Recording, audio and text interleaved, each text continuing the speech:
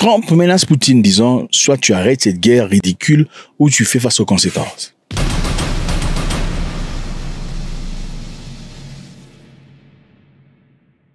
C'est chaud, n'est-ce pas?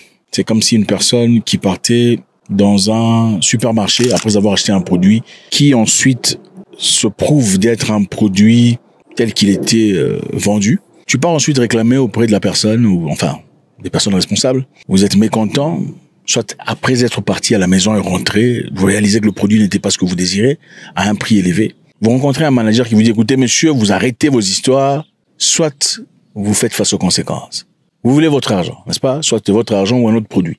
Mais un manager qui vient vous dire, écoutez, vous arrêtez ces histoires ridicules ou vous faites face aux conséquences. Comment réagissez-vous? Vous vous taisez après avoir dépensé votre argent? Très intéressant. M. Trump a dit à Poutine de mettre fin à la guerre ridicule. Il a précisé ridicule en Ukraine ou faire face à de nouvelles sanctions.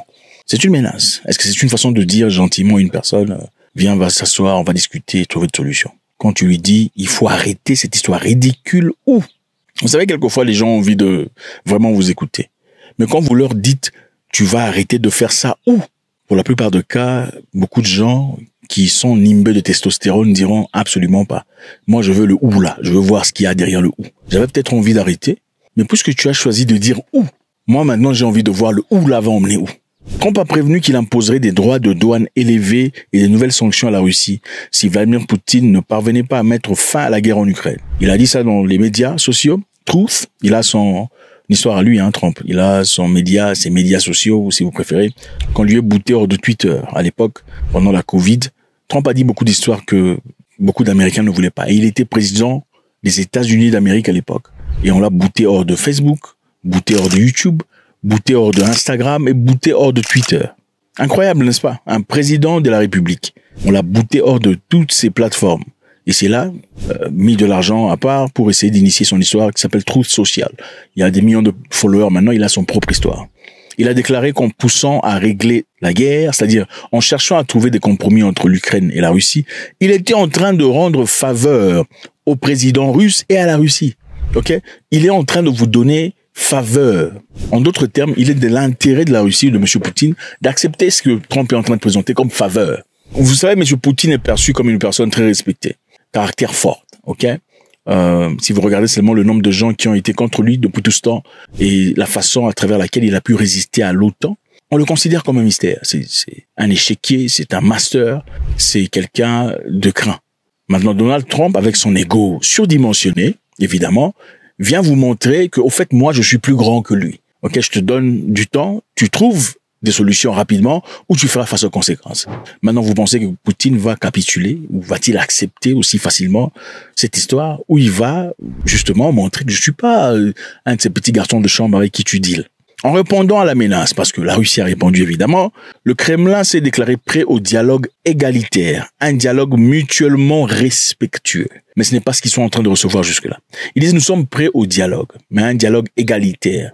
Mais jusque-là, on n'a pas encore vu ce dialogue égalitaire proposé quelque part. Monsieur Poutine dit je veux faire une grande faveur à la Russie, dont l'économie est défaillante. Il est en train d'insulter là. Je veux vous faire faveur. Votre économie est défaillante. Installez-vous maintenant, donc asseyez-vous maintenant et arrêtez cette guerre ridicule. Si nous ne concluons pas un accord, bientôt je n'aurai pas d'autre choix que d'imposer des niveaux élevés de taxes et des sanctions sur quoi que ce soit vendu par la Russie aux États-Unis et divers autres participants. C'est-à-dire il va influer sur le prix de taxes et des douanes sur tous les éléments russes et tout le bazar. Évidemment, disons cela, il dit finissons la guerre qui n'aurait jamais dû commencer si j'avais été président. Nous pouvons le faire par la voie facile ou par la voie difficile. Donc nous pouvons finir cette guerre, soit par la voie facile ou par la voie difficile, mais la guerre va finir. Donc que tu le veuilles ou pas, cette guerre va finir. Maintenant, toi, tu dois choisir, c'est dans la voie facile ou la voie de force. Il est temps de faire une affaire, donc d'arrêter. Voilà ce que M. Trump dit. Zelensky wants to make a deal. I don't know if Putin does. He might not. I don't know. He should make a deal. I think he's destroying Russia by not making a deal. I think Russia's going to be in big trouble. You take a look at their economy. You take a look at the inflation in Russia. So I would hope. I got along with him great, and you know, I would hope he wants to make a deal. Vous savez, il faut tenir en compte ici la personnalité de M. Trump. C'est un mégalomane. Okay? Un mégalomane, c'est quelqu'un qui se perçoit beaucoup plus grand qu'il est. Mais bon, M. Trump est-il grand? Absolument, il est grand. Il est grand sur le plan financier. C'est un excellent businessman. Et pour être un businessman à cette hauteur-là, il faut avoir un certain niveau d'ego, hein, égocentrisme élevé. C'est nécessaire. Il faut avoir un testostérone très élevé. Beaucoup de personnes le perçoivent comme de l'arrogance. Mais cette arrogance on reflète pas toujours de manière négative. Quelquefois, c'est important pour aboutir à des niveaux très élevés. Vous savez, pour devenir champion dans quoi que ce soit dans la vie, il faut avoir un grand niveau d'ego. Et pour avoir un grand niveau d'ego, il faut avoir un niveau surdimensionné de testostérone, de confiance en soi. Okay? Il faut avoir trop de fausse humilité. Et M. Trump ne cache pas sa folie de grandeur. Et dans cette occasion, qui est très importante pour lui d'ailleurs, il est important de montrer que c'est moi qui ai fini la guerre en Ukraine. Et je l'ai fait de manière forte. Ça n'a pas été une question de supplication. Je n'ai pas eu à négocier ou à supplier le président Poutine pour que la guerre s'arrête. Parce que c'est moi. Et il réitère ici en disant que si lui il était au pouvoir, cette guerre n'aurait jamais commencé. On se pose la question comment? Se serait-il interposé militairement contre la Russie? Pour l'interrogation. Mais M. Trump, on doit le reconnaître, est connu comme un homme fort dans ses paroles. Un président dur. C'est-à-dire quand il dit des choses, il fait ses choses. En attendant, il y a eu une réaction en Europe de Marc Botenga. Marc Botenga est député européen qui a dit des choses très intéressantes. Écoutez ce qu'il a dit. On est dans une absurdité où on se soumet aux États-Unis. Imaginez-vous que la Russie dirait « nous voulons un bout de Danemark ». Ou la Chine qui dirait bah, « écoutez les gars, on va annexer le Canada ». Ah, vous seriez tous levés, révoltés, un appel aux armes parce qu'il faudrait se défendre. Pourtant, aujourd'hui, les États-Unis font ça et plus. Ils veulent le Panama, ils nous menacent d'une guerre économique contre notre industrie, contre notre énergie. Et que dit Mme van der Leyen? Nous devons intensifier nos relations avec les États-Unis. Nous allons acheter plus d'énergie et plus d'armes aux Américains.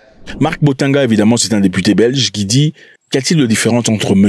Trump et M. Poutine? Okay? On attaque M. Poutine disant qu'il a pris une partie de l'Ukraine. C'est absolument aberrant et inacceptable. Mais comment ça se fait qu'on accepte comme des moineaux les menaces de M. Trump qui veut prendre maintenant une partie de l'Europe pour les États-Unis? Je vous rappelle que M. Trump a proposé de prendre contrôle de Groenland, qui est un terrain complètement étranger, une terre européenne qui est contrôlée par le Danemark. M. Trump a menacé de prendre Groenland, chose qui n'est pas tout à fait différente de ce que M. Poutine a fait en Ukraine. Et Botenga est en train d'appeler à la conscience des parlementaires européens qui clairement sont endormis face à cette puissance de Trump. Alors le chef de l'OTAN a réagi. Le chef de l'OTAN affirme que la victoire de la Russie sur l'Ukraine aurait un impact coûteux sur la crédibilité de l'Alliance. C'est-à-dire si la Russie gagne cette guerre en Ukraine, la crédibilité de l'Alliance, c'est-à-dire de l'OTAN, va chuter drastiquement. On ne peut pas autoriser une fin facile pour la Russie. Pourquoi il le dit? Parce que jusque-là, la Russie est en possession de plusieurs terrains en Ukraine. Donc, finir la guerre maintenant, puisque Trump est en train de pousser vers une direction de fin de cette guerre, serait quelque part avoir reçu un coup dans l'œil, sans avoir répliqué, et puis on a arrêté le combat. Vous voyez un peu?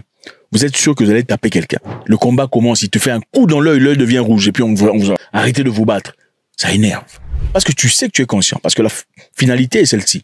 On va vous séparer, mais qu'est-ce que les gens diront? Ah, il a tapé, il a fait un coup à l'œil, regarde son œil. Même si tu étais conscient de tes capacités, tu n'as pas été à mesure. Et c'est ça le mal du chef de l'OTAN. Le secrétaire de l'OTAN, Mark Rutte, a averti jeudi qu'une victoire russe sur l'Ukraine affaiblirait la force dissuasive de la grande alliance militaire du monde et que sa restauration pourrait coûter des milliards. Donc, en fin de compte, plus personne n'aura peur de l'OTAN. Si la guerre se termine sans que les choses s'éclatent. Moi, ça me dépasse. Il y a des gens qui veulent une guerre pour tout le monde. C'est comme s'ils veulent choisir pour vous. Il y a beaucoup d'Africains qui vivent en Europe. Et les Blancs aussi, évidemment, qui ne veulent pas de cette guerre. Généralisée, il sera certainement en train de se cacher dans des bunkers quelque part dans les montagnes suisses. Mais il veut une guerre pour vous, disant, écoutez, on peut pas arrêter ça comme ça, sinon, bon, plus personne n'aura peur de l'OTAN.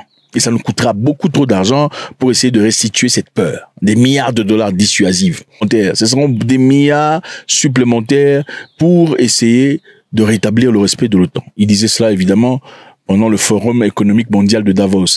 C'est là-bas qu'ils ont discuté pendant l'histoire là. Vous connaissez là où vous couvrez le nez. L'Occident ne peut pas permettre au 21e siècle un pays envahisse un autre et tente de le coloniser. Voilà ce que ce monsieur dit. C'est quand même paradoxal. N'est-ce pas ce que monsieur Trump est en train de proposer à l'égard de Groenland? C'est bizarre. Alors, monsieur dit ça parce que il y a un sentiment croissant de M. Trump qui veuille discuter avec la Russie. D'une part, M. Trump dit qu'il va parler avec M. Poutine. D'autre part, il donne l'image de l'homme fort, prêt à menacer, à faire peur. Mais est-ce qu'il parlera comme ça directement à Vladimir Poutine? Point d'interrogation. Vous savez, il est facile de dire des choses sur les réseaux sociaux dans le but d'agrandir sa présence, ok? La peur autour de soi, de créer cette aura de puissance. Mais il y a aussi parler à Poutine directement. Monsieur Poutine, je vous dis, face à face, vous allez arrêter cette guerre ou je vais réagir. Ça, c'est une autre chose. Alors, le nouvel employé de Donald Trump, chargé des missions spéciales, Richard Grenell, a critiqué les alliés qui parlent de poursuivre la guerre, qui n'augmenteront toujours pas leurs dépenses conformément aux directives de l'OTAN. C'est-à-dire, Richard Grenell dit, ça sert à quoi de vouloir continuer la guerre contre Poutine, ok? Si vous ne voulez pas rajouter des finances conformément aux demandes de l'OTAN. L'OTAN, généralement, demande 2% du GDP ou comme PIB de chaque pays. Vous allez contribuer 2% de votre PIB à l'acquisition des éléments militaires. À l'OTAN, chaque pays participant donne 2%. Donald Trump récemment a dit 2%, c'est trop peu. Les États-Unis donnent beaucoup trop d'argent à l'OTAN. Donc, chaque pays de l'OTAN devrait contribuer au moins 5% de son PIB. Alors, la Pologne, généralement, n'aime pas les Russes. Hein. C'est évident, c'est manifeste. Le ministre polonais des Affaires étrangères, Radek Sikorski, a salué le fait que Trump reconnaisse que la Russie doit rendre cette histoire. Mais il veut dire ceci. La guerre peut finir, mais que la Russie fasse le premier pas. C'est-à-dire la Russie vienne dire, écoutez, on va parler. Vous voyez un peu le niveau d'ego. La guerre peut finir, nous sommes prêts, mais que la Russie fasse le premier pas. En attendant, le chef de l'OTAN reconnaît le besoin de l'Europe de devenir indépendant par rapport aux États-Unis. Voilà ce qui se passe. Vous savez, généralement, quand vous placez votre espoir chez quelqu'un d'autre, un jour, vous serez déçu. La réalité est très simple. Okay? M. Trump est en train de montrer aux Européens que l'Europe n'est absolument rien sans les États-Unis d'Amérique. Voilà, c'est comme ça qu'il joue. Pour ceux qui connaissent Trump depuis très longtemps, hein, depuis l'époque des combats de Tyson dans les années 90, beaucoup ont découvert Trump, savent que c'est quelqu'un qui met beaucoup trop de pression sur lui-même. Alors, les Européens, dans le passé, ont laissé leur avenir entre les mains des États-Unis, leur protection. En parlant de l'OTAN, l'OTAN était stratégique, ok? En fin de compte, l'OTAN, pour exister, l'OTAN a besoin de fabriquer un diable, un démon, un méchant. C'est important. Sinon, pourquoi il y aurait l'OTAN? Il ne peut y avoir un système de dissuasion seulement s'il y a des ennemis. Voilà pourquoi on a diabolisé la Chine. C'est pas pour dire que la Chine est excellente. Voilà pourquoi on a diabolisé la Russie. C'est très important d'avoir un ennemi, quelquefois imaginaire, pour faire en sorte que les gens mettent de l'argent ensemble. C'est un peu ce qu'on a fait en Irak. Quand on a déclaré qu'en Irak, il y avait des armes de destruction massive. C'était un travail très bien fait de ces gens-là, le pays dont on ne cite pas. Ils ont les armes qui peuvent détruire le monde. Alors, il faut réagir maintenant ou tout le monde va en subir les conséquences. Ils ont vendu cette histoire sans avoir de preuves. Ils ont reçu le soutien d'une partie du monde, même s'il y a la grande majorité qui ne voulait pas s'y associer. C'est la même chose pour l'OTAN. Il faut créer un diable, un démon quelque part, dont tout le monde aurait peur, pour qu'on ait le courage d'aller, recruter de l'argent, recueillir tout ça, les milliards de dollars de chaque pays. Évidemment, cet argent est généralement dépensé aux États-Unis dans des industries de vente d'armes. Les Européens maintenant réalisent qu'il est important que l'Europe ait sa propre armée. L'Europe doit développer ses propres armes. L'Europe doit se protéger et n'est pas tourner son visage vers les États-Unis en espérant avoir quelqu'un qui a son dos. En réalité, les États-Unis n'ont pas d'amis. Les États-Unis d'Amérique n'ont que des intérêts. Donc voilà, M. Trump menace Poutine. Arrête cette guerre ridicule, sinon tu feras face aux conséquences. Quelles sont les conséquences? Sont-ils des conséquences militaires? Après que les conséquences financières aient échoué. Parce qu'en réalité, jusque-là, la Russie a vraiment reçu beaucoup de conséquences sur le plan financier, beaucoup de sanctions. Je ne pense pas qu'ils ont peur de sanctions financières. Votre opinion dans cette histoire, c'est toujours avec beaucoup de plaisir. God bless.